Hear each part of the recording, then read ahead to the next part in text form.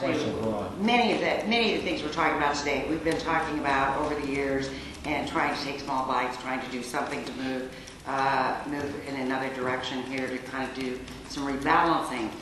This is the first time in 40 years that there's been a comprehensive review of this chapter. So we have the opportunity to do it, and we reviewed it.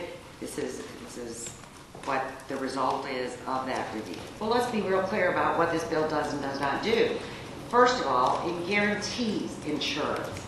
So anybody saying that they will lose insurance, that is just false. They will have insurance. Due process, they will have due process, just like each of us does.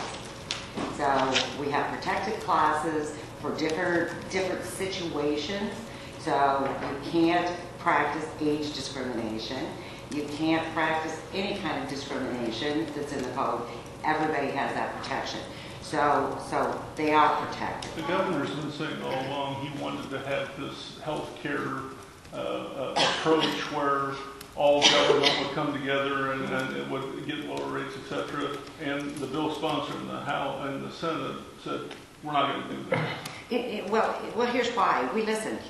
We listened, Brad, and what we learned is if you live on one of the borders and we don't know what the health plan is today, if it doesn't allow somebody in Council Bluffs to get some health care in Omaha, might be a problem. Might not be what they want.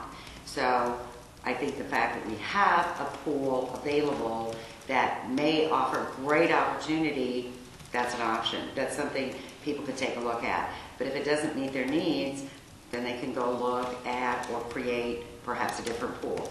And as we had that conversation, even with the governor, he understood that there are people that may not be best served by that, and we want to make sure that people are able to look at what best meets their needs, again, leaving that flexibility in the hands of the local elected officials when it comes to how they manage all of that. By giving the boards, the communities, the flexibility, they're going to be creating benefits in other ways or raising wages. These are valued employees. These are people that they want to continue to work in their schools, their cities, their counties. So they're going to do maybe some things we haven't even thought of that are going to attract the talented people that they want to hire and retain the talented people that are already working for them. So I just think this is an opportunity for them to be creative, but healthcare is one of the things that I know people are most worried about. And just as a follow-up to that, one of the criticisms that we heard yesterday was, hey, the state is really focusing on STEM, and if, in fact, the state is, teacher salaries are going to be lower as a result of this, overall goal is to reduce state spending, which the message clearly out there is that you're going to pay teachers less salary. So how do you go out and hire people to teach math, science, all of these STEM types of things when they can get paid more out in the private sector? I can't imagine why people assume teachers would be paid less, because we just gave $40 million additional dollars to schools in addition to the $640 million over the last 6 years. So we are giving them flexibility, and we've talked more about flexibility for how they use funds, which I anticipate there will be a bill moving forward.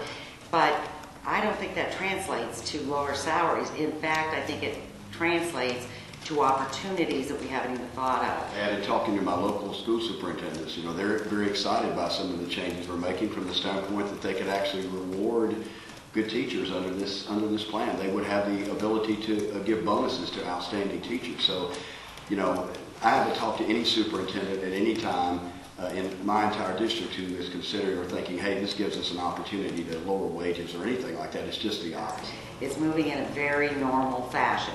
Some bills, sit around for a while. Some go through the process very methodically.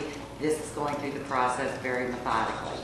So, if you want to see how a bill moves fast, go back to 2008 and the open scope bargaining bill, because that was a time when the Democrats did not offer a subcommittee, a committee, a public hearing. So that is fast. That is something we intentionally avoided. We want to make sure that we have a good, full process on this